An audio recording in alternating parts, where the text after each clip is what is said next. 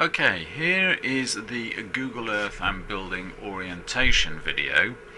The first thing you're going to have to do is get Google Earth. If you don't have it, just type Google Earth into your browser, go and find your website. You need to download the bit of software, do the installs, all the normal sort of things, and then start it up and go to the location of your building.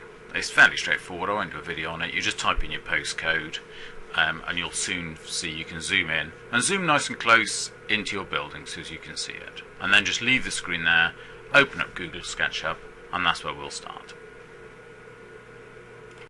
So here we are, we're in Google Sketchup now, and our first job is to go to Tools, Google Earth, Get Current View. So it's going to pick up whatever view you left Google Earth in. There's my building, just jumps off for a second, comes back, and it's imported it. And if we click on it, you'll see it's got a red boundary box. If you remember from the early video, that means it's locked.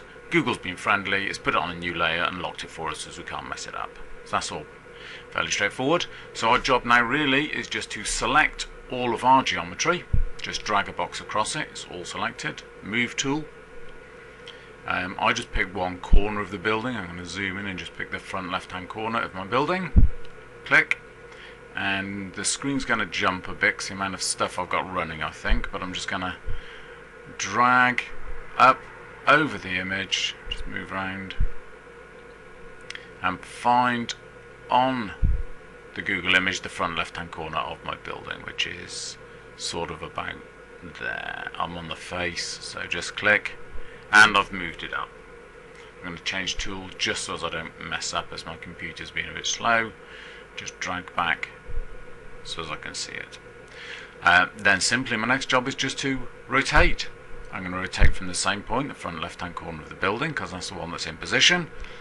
The protractor device looks sort of blue there, so I know I'm on the vertical axis, so I won't put any twist into it. So click.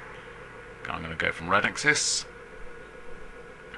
and I'm just going to twist it around until that is parallel with the road. I know that's now straight on the road and the correct orientation of my building.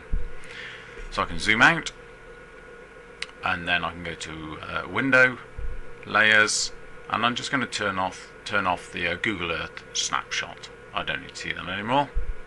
Go to that, and there you are. My building is now in place. Couple of thoughts that people have said to me: wouldn't it be easier to line your building up before you start modelling it? I tried that. I tend to say no, because actually being straight on the axes for modelling is really useful. So I model straight on the axes and then rotate it afterwards. But it's all fairly straightforward. The lines on the axes as well, just as you know, the red solid line points east, the red dotted line points west, and obviously the green is north and south. So you can just check that your building is pointing the way that you think your building points.